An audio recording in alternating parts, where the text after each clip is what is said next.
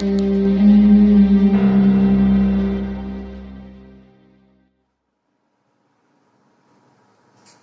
बच्चों, good morning. Class 8, class 9, class 7 कैसे हैं आप सब? बढ़िया। लॉकडाउन और बढ़ गया है ना? हिप हिप हुर्रे, फिर मजा करो। अब की तो छुट्टियों की बाहर आ गई। आज हम फिर बेसिक बात चैनल में आपके लिए लेकर के आए हैं साइंस, और साइंस में हमारा टॉपिक चल रहा था एटम। एटम के बारे में मैंने आपको बहुत कुछ बता भी दिया था, जैसे कि एटम बहुत छोटा होता है, इसको आप नहीं देख सकते, यहां तक कि आप किसी माइक्रोस्कोप से भी इसको नहीं देख सकते।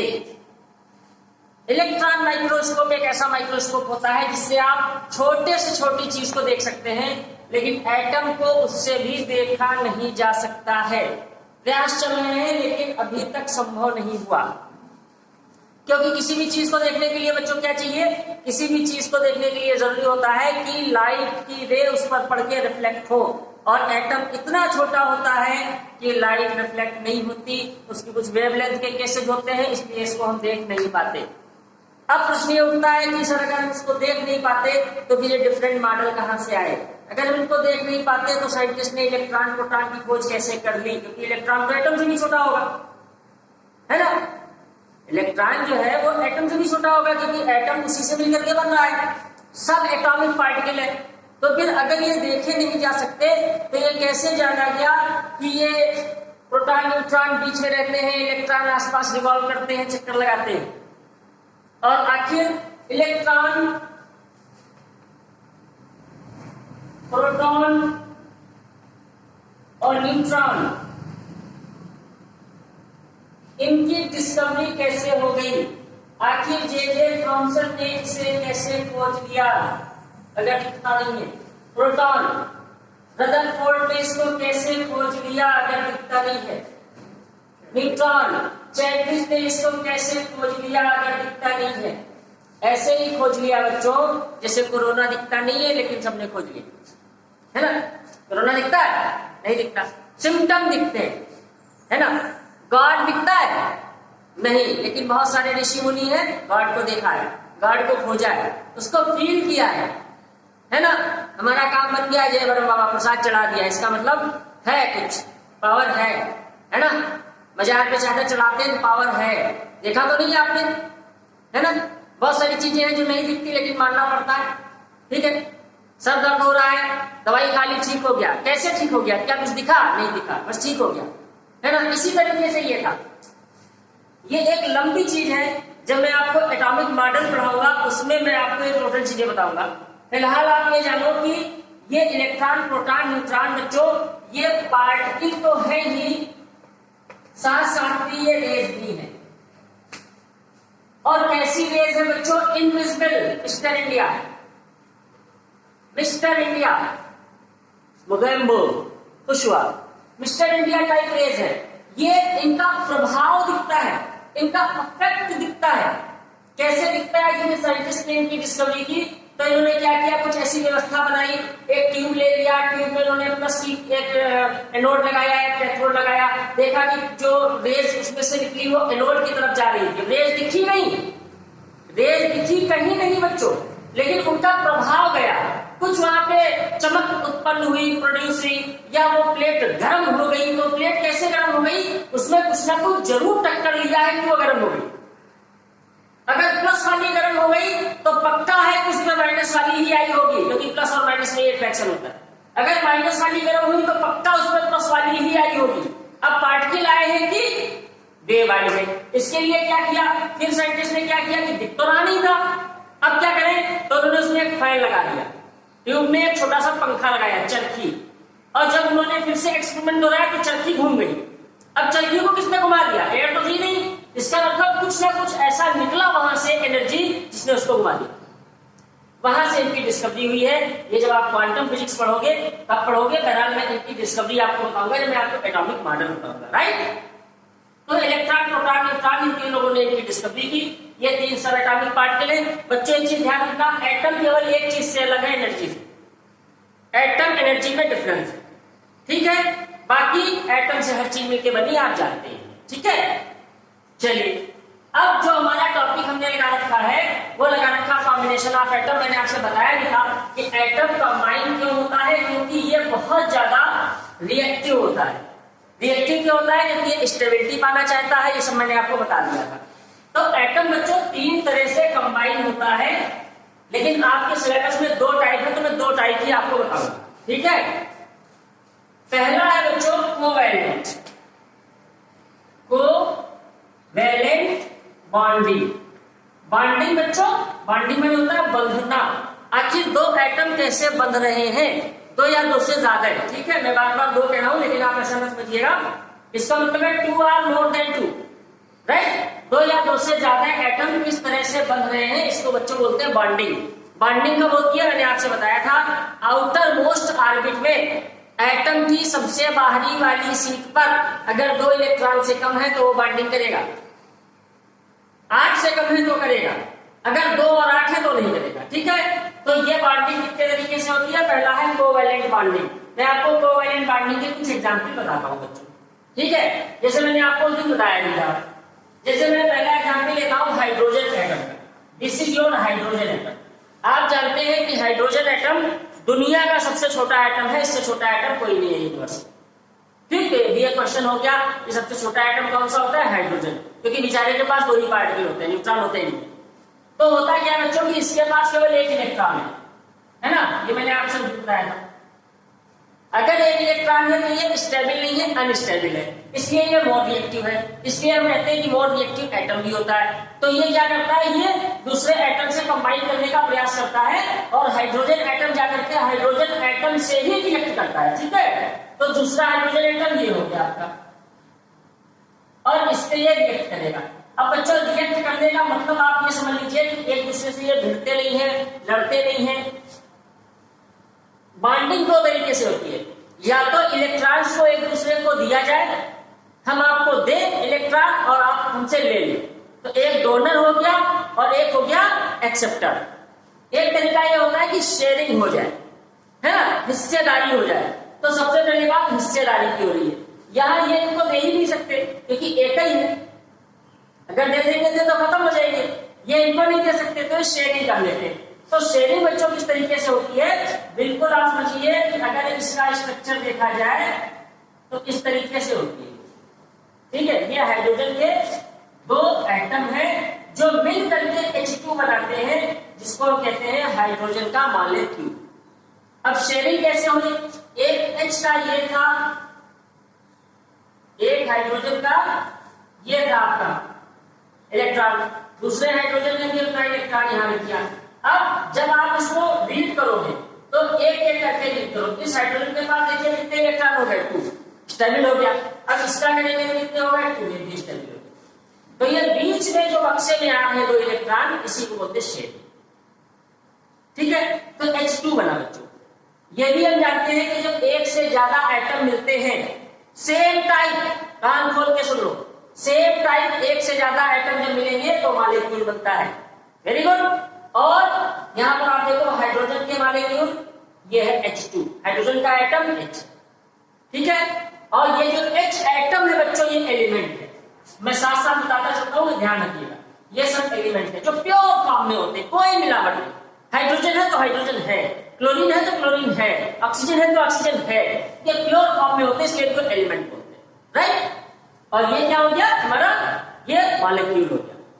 आप एक चीज ध्यान रखना, ये तो ये कैसी बॉन्डिंग होगी बच्चों, कोवैलेंट, जहां पे शेयरिंग ऑफ इलेक्ट्रॉन होता है। तो जहां पे कोवैलेंट की बात आ जाए तो आप कह देंगे शेयरिंग ऑफ इलेक्ट्रॉन,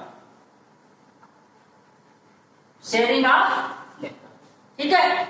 अच्छा, इसको आप अलग कर सकते हैं क्या H2 से H एटम को अलग कर सकते हैं? हाँ, किया जा सकता है, ठीक है, कोई दिक्कत नहीं, क्योंकि ये जो बीच में बॉन्डिंग इनके बनती है कोवैलेंट बॉन्डिंग, ये बहुत मजबूत नहीं होती, ठीक है, थोड़ी सी एनर्जी देने से रिलीज हो सकता है। खैर बात की बात है। तो कोवैलेंट बॉन्डिंग समझ गए। ऐसे ही ये जो H2 है इसको बच्चों कहते हैं डाई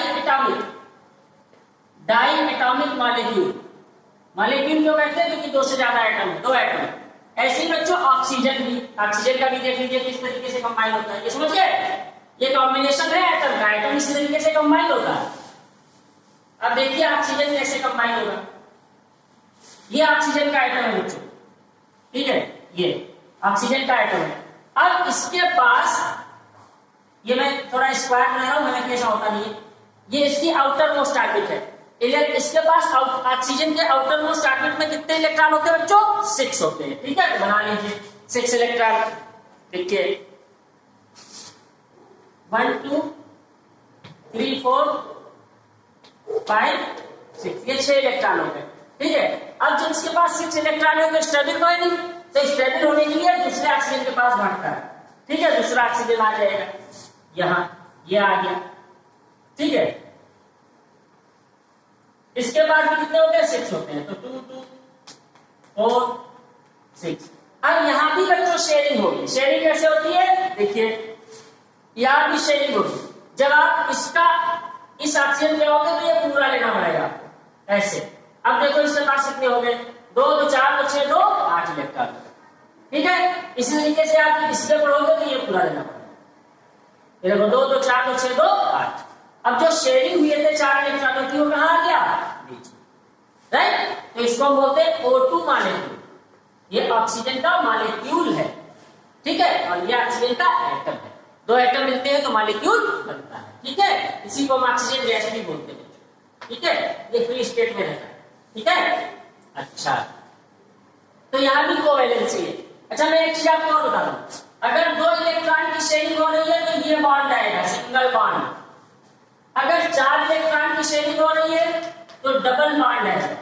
अगर 6 इलेक्ट्रॉन की शेयरिंग हो रही है तो ट्रिपल बॉन्ड आएगा। ठीक है, ध्यान रखिएगा, इलेक्ट्रॉन को हम किसी भी तरीके से बना सकते हैं, कोई यूनिक क्रॉस बना रहे हैं। ठीक है, तो इसको बोलते हैं कोवैलेंट बॉन्डिंग। ठीक है, चलिए अब मैं आपको कोवैलेंट बॉन्डिंग का एक और एग्जांपल दिखाता हूं, जिसमें एटम की जगह कंपाउंड बनेगा। कंपाउंड क्या होता है ये भी समझते जाइए। कंपाउंड में क्या होता है? कॉम्बिनेशन ऑफ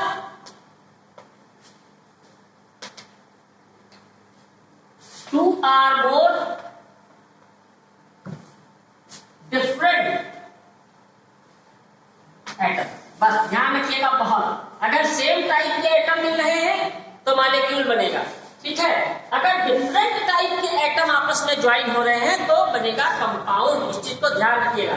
कंपाउंड में क्या खासियत है कि डिफरेंट टाइप के एटम इसमें कंबाइन होंगे। कैसे होंगे इसको भी देख लेते हैं। ठीक है, चलिए देखिए, एक हाइड्रोजन का एटम है, एक ये हाइड्रोजन का एटम है, और ये हमारा ऑक्सीजन का एटम है। ये तीनों आपस में कंबाइन हो रहे हैं बच्चों, हाइड्रोजन ऑक्सीजन, हाइड्रोजन ऑक्सीजन, ये कंबाइन हो रहे हैं। तो कंबाइन कैसे होंगे जरा देखिए, कमाल की बात है। ठीक है, थोड़ा मैं इसको आपको इलाज करके बताता हूं। Hydrogen oxygen hydrogen. ठीक है, समझिएगा मेरी बात, ये आपको समझना चाहिए। हाइड्रोजन के पास आप जानते हैं कितने इलेक्ट्रॉन होंगे? ये तो मैं इस सर्किल से हाइड्रोजन का इलेक्ट्रॉन दिखा रहा हूं। ऑक्सीजन के पास कितने होते हैं? 6, तो मैं क्रॉस से हाइड्रोजन ऑक्सीजन के दिखा रहा हूं। तो 1 2 3 4 5 6 होते हैं ऑक्सीजन के पास। अब ये कंबाइन कैसे होगा?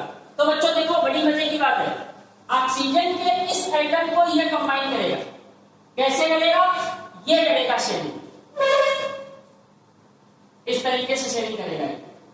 6 और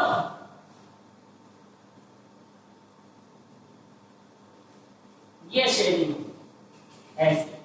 अब जरा आप ऑक्सीजन के काउंट कर लीजिए, कितने हो गए? 2 2 4 2 6 2 8।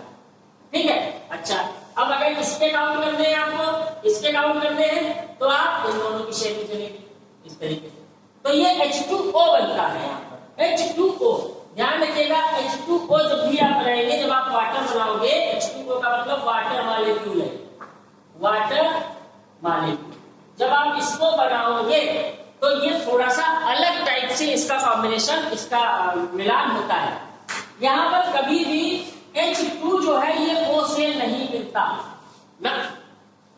ये क्या है बच्चों? मॉलिक्यूल। मॉलिक्यूल कभी भी केमिकल रिएक्शन में पार्टिसिपेट, केमिकल कॉम्बिनेशन में पार्टिसिपेट नहीं करता। मॉलिक्यूल कभी भी दौड़ता नहीं है कि आओ हमसे मिल जाओ। दौड़ेगा कौन? एटम। तो ये कभी नहीं मिलता। तो होता क्या है कि हाइड्रोजन के 2 एटम,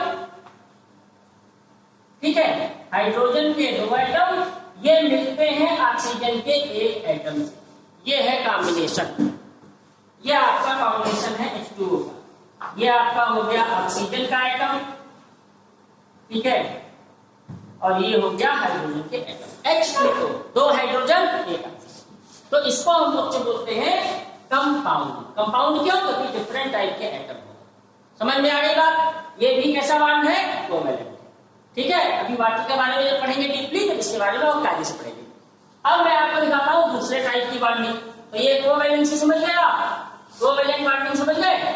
चलिए अब आप देखो इलेक्ट्रोवैलेंट बॉन्डिंग, ये बहुत इंपॉर्टेंट है।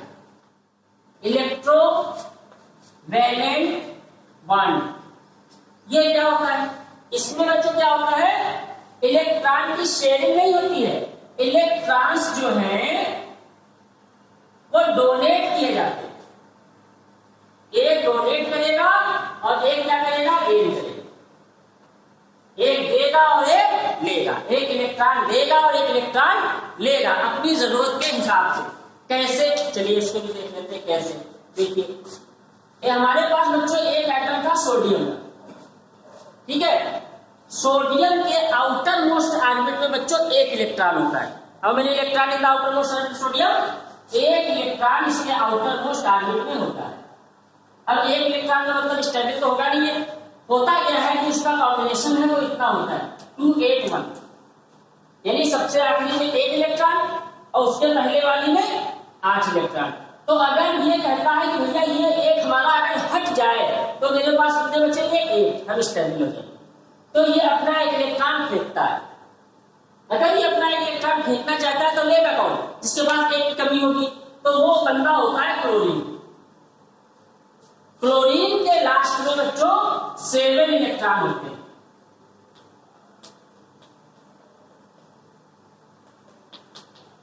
क्लोरीन के लास्ट ऑर्बिट में 7 होते हैं। तो अब ये 7 तो फेंक नहीं सकता। अगर इसको कहीं से एक मिल जाए तो इसके 8 हो जाएंगे। अगर कहीं से इसको एक इलेक्ट्रॉन मिल जाए तो इसके 8 कंप्लीट हो जाएंगे। तो ये तुरंत सोडियम के कांटेक्ट में आता है, कहता भैया तुम्हारे पास एक एक्स्ट्रा है, मेरे पास एक कमी है, मुझे दे दो। तो सोडियम क्या करता है? सोडियम अपना इलेक्ट्रॉन क्लोरीन को डोनेट कर देता है। राइट? एक चीज बच्चों ध्यान रखना, जैसे ही इलेक्ट्रॉन जाएगा तो जिसके पास से जाता है उस पर प्लस का चार्ज आ जाएगा। इलेक्ट्रॉन का चार्ज कैसा होता है? माइनस। तो ये गया तो बचा क्या इसके पास? प्लस। ऐसे समझो, एक इलेक्ट्रॉन जाएगा 1 प्लस, 2 इलेक्ट्रॉन जाएंगे 2 प्लस, 3 इलेक्ट्रॉन जाएंगे 3 प्लस, और जो ले रहा है 1 इलेक्ट्रॉन लिया 1 माइनस, 2 इलेक्ट्रॉन लिया 2 माइनस, 3 लिया 3 माइनस। तो हुआ क्या केस? इस केस में अब देखो 1 को इसने दे दिया तो इसके आखिरी में कितने बच गए? कंप्लीट। यहाँ 7 थे, इसके पास कितने हो गए? कंप्लीट। ऑक्टेट कंप्लीट हुआ। अब केस क्या बना? जब इन्होंने अपना इलेक्ट्रॉन दे दिया तो इनके ऊपर चार्ज किसका? प्लस का। इन्होंने एक इलेक्ट्रॉन ले लिया तो चार्ज किसका? माइनस का। ये बच्चों जब प्लस और माइनस के चार्ज बनते हैं, इस तरह से जो कंपाउंड बनता है उसको हम कहते हैं इलेक्ट्रोवैलेंट कंपाउंड। ठीक, इसको बच्चों हम आयोनिक कंपाउंड भी कहते हैं। आयोनिक कंपाउंड, क्योंकि इसमें आयन बन रहे हैं, plus ion minus ion. Right? Cation anion, कुछ भी आप कह लीजिए। तो ये NaCl बनता है, टेबल साल्ट जिसको आप बोलते हैं। ये भी एक तरीके का कंपाउंड है क्योंकि इसमें 2 अलग अलग एटम मिले हैं, सोडियम और क्लोरीन। ठीक, समझ में आई बात? तो यहाँ देखिए ट्रांसफर हो रहा है इलेक्ट्रॉन, और उससे पहले क्या होता है? शेयरिंग। ये 2 तरीके से आपके में कॉम्बिनेशन है इलेक्ट्रॉन। समझ गए? इस तरीके से एटम कंबाइन होता है। क्यों कंबाइन होता है? स्टेबिलिटी। अब देखिए स्टेबल हो गया ये NaCl। क्या इसको अलग किया जा सकता है? हाँ, क्यों नहीं? लेकिन बहुत मुश्किल से। क्यों? क्योंकि इसके बीच में जो फोर्स लगता है, इलेक्ट्रोवैलेंट फोर्स, ये बहुत स्ट्रांग होता है। ठीक, प्लस और माइनस वाला। ठीक, चलो अब समझ गए आप? अब जब एटम में आपको पढ़ाऊंगा, एटॉमिक थ्योरी जब मैं आपको पढ़ाऊंगा, तब आप एटम के बारे में और ज्यादा जानेंगे। तो अब हम किस पर आ रहे हैं धीरे धीरे। अब हमने आपको बता दिया एटम, बता दिया मॉलिक्यूल, बता दिया। कंपाउंड भी बता दिया, एलिमेंट भी बता दिया, राइट। अब बस मेन चीज पे आ जाएंगे। मेन चीज है क्या, देखिए पार्टिकल। अब समझिएगा, पार्टिकल्स, पार्टिकल से मिलकर के एटम, एटम से मिलकर के मॉलिक्यूल। आप यहां एटम का एक और नाम दीजिए एलिमेंट, क्योंकि ये प्योर फॉर्म में होता है, ठीक है। मॉलिक्यूल, मॉलिक्यूल को आप क्या कह सकते हैं बच्चों, कंपाउंड। इसको आप कंपाउंड भी कह सकते हैं, ठीक है। अगर सेम टाइप के एटम है तो मॉलिक्यूल, और अगर डिफरेंट टाइप के एटम है तो कंपाउंड, ठीक। अच्छा, अगर कंपाउंड मिला दें, अब कंपाउंड मिल गए तब क्या बन जाएगा, ठीक। और ये सब क्या है, मैटर या सब्सटेंस, जो भी आपको, ठीक। पार्टिकल से मिलकर के एटम बना, इसको एलिमेंट कहते हैं प्योर फॉर्म में। एटम जब मिले तो मॉलिक्यूल बना, अगर दो सेम टाइप के एटम है तो मॉलिक्यूल, अगर डिसलाइक टाइप के एटम है तो कंपाउंड, दो कंपाउंड मिलेंगे तो मिक्सचर। अब हम मेन बात पे आ रहे हैं, ठीक है। समझ गए, एक चीज हो गई। अब देखिए एलिमेंट, बार बार बताने की जरूरत नहीं, फिर से एक बार बता रहा हूं, इससे आप दिमाग में बस जाए, क्योंकि आज इतना पढ़ो कंफ्यूज हो गए। Element made by same type of atom, same type of atom से मिलकर के एलिमेंट बनता है, ठीक है। और बच्चों एलिमेंट जो होता है ये प्योरेस्ट फॉर्म होती है, प्योरेस्ट फॉर्म, कुछ भी मिलावट नहीं होती है, ठीक। तीन तरीके के एलिमेंट पाए जाते हैं, नोट कर लीजिए प्यारे बच्चों। मेटल, अब प्रश्न की बात कर रहा हूं, नॉन मेटल, मेटलाइट्स,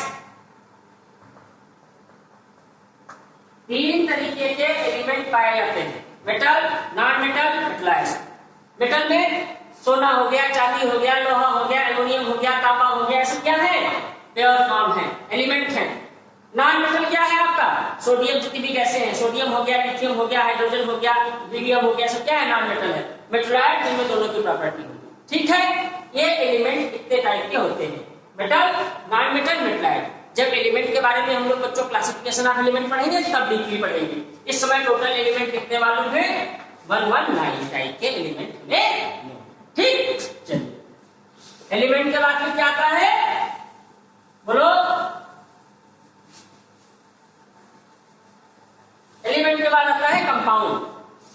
कंपाउंड इसमें क्या होता है, made by two or more different element.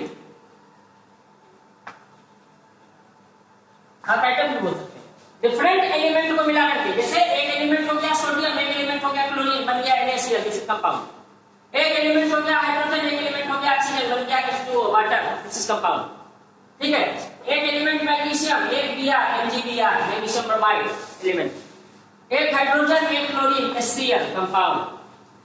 Hydrogen sulphate oxygen, H2SO4, compound, ठीक है। NH4OH, कंपाउंड, ये सारे कंपाउंड हैं।